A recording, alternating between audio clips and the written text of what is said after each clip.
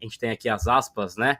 É um desfrutar sofrendo, né? Ele falou, né, que é uma correria muito, muito grande, jogos aí a cada 3 dias, estado emocional lá em cima, permanentemente pré-jogo e pós-jogo. É difícil, inclusive para o torcedor, né? Ele menciona isso, mas ele, então, completando um ano no São Paulo Futebol Clube. Renan, saldo positivo e saldo negativo. O que você tira de um ano de Luiz Ubeldia à frente do São Paulo? Bom, cara, pra ser sincero, um ano que não teve nada de grande relevância assim para o São Paulo, né? Grandes conquistas, conquista na verdade nenhuma, né? Mas nem bater na trave nós batemos, né? Então, cara, sinceramente, eu sei que vão falar que ele está limitado, o elenco é curto, que isso, que aquilo, mas sinceramente eu acho que poderia fazer mais, né? Se eu tiver que falar alguma coisa assim de mais ou menos positivo, não é tão positivo também assim, é o sexto lugar no Brasileiro ano passado, cara. Que querendo ou não, o São Paulo se manteve ali nessa colocação, nesse G7, G8 ali, o campeonato inteiro. Isso daí, querendo ou não, a positivo eu não consigo te falar nada, Gabriel. Vou ser muito sincero, cara. Vou ser muito sincero. Isso daí não é uma crítica gigantesca ao treinador, mas positivo, cara, como resultado, meu. E nem como legado. Deixou algum legado. Quando você olha para outros treinadores, você aponta algum legado, alguma coisa ou outra. O Dorival deixou um título e o Alisson no de volante. E assim, cara, eu não consigo apontar agora, na minha cabeça, nesse momento, não consigo apontar nada de positivo que ele tenha deixado em um ano de trabalho, não. Sinceramente. Falando a respeito disso, né, Renan, que você mencionou, para mim, assim, dá pra gente tirar pontos, assim, positivos também, né? Ele chegou numa barca furada no ano passado, principalmente, né? O time do Thiago Carpini era uma barca furada, o São Paulo que, enfim, teve uma pré-temporada muito ruim. Ele consegue ajustar a parte defensiva, os jogos de Copa Libertadores vêm sendo positivos com o Zubeldia, não à toa ele tá invicto. Por óbvio, o jogo do Alianza Lima é um jogo que dói no torcedor, mas talvez essa consistência que ele conseguiu trazer para a zaga em um momento crucial da temporada é um ponto bom. É um São Paulo que a gente pode entrar nesse mérito ou não, mas assim, querendo ou não, perde pouco também, né, Senna? Então, é um São Paulo que faz jogos equilibrados, mas eu entendo também que tem saldos negativos também quanto a esse trabalho. Eu queria te ouvir, Senna, quanto a isso, e claro... Só falar uma coisa rapidinho, Gabriel. Tipo Pode assim, falar. invicto na Libertadores. Cara, eu preferiria ter perdido 2 jogos e ser sido campeão. Eu não vejo isso como um legado positivo. Desculpa, eu estou discordando de você, uma discordância, mas assim, eu não consigo apontar isso como positivo. Ah, ele sofreu 2 gols. O time dele sofreu 2 gols na Libertadores. E aí? Porra, eu prefiro sofrer 10 e ser campeão da Libertadores. Né? Então, positivo, cara, positivo para mim é isso. Pô, o time era uma merda, não tinha nada, e ele conseguiu fazer com que o time, com essa merda toda, chegasse em tal lugar. Porra, positivo.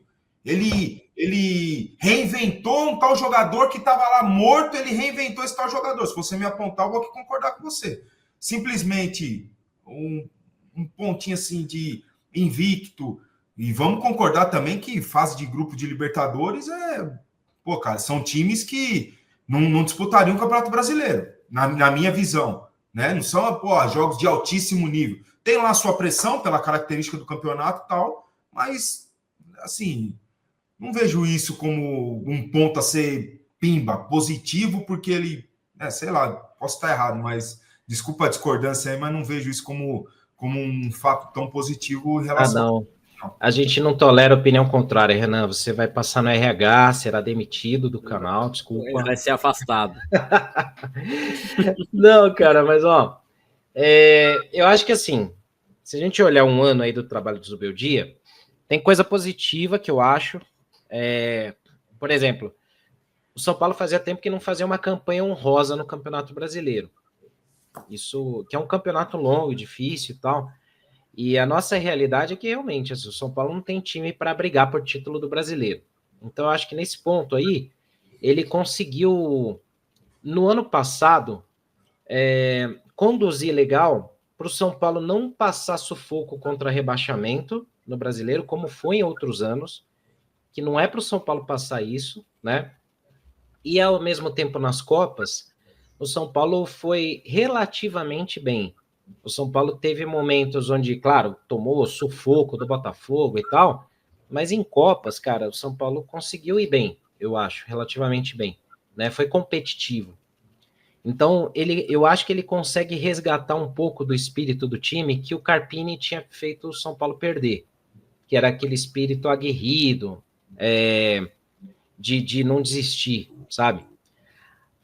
Então, assim, eu acho que esse ponto aí do Zubeldia, ele perde a mão um pouco, mas eu acho que ele consegue dar uma dose de inflamada no time, que às vezes o time a gente reclamava. Eu, particularmente, achava que o time ficava muito apático, ameno, parecia um bando de menino de igreja, sabe?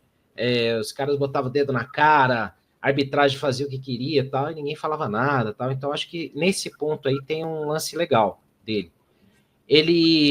Eu acho que ele revê alguns conceitos de forma positiva, no sentido da remontagem do sistema defensivo para esse ano, quando ele vê o São Paulo, tomando 3 gols do Velo Clube, pressão da Inter de Limeira, entende que, esse quarteto aí não funciona junto, então eu acho que aí tem uma parte legal dele.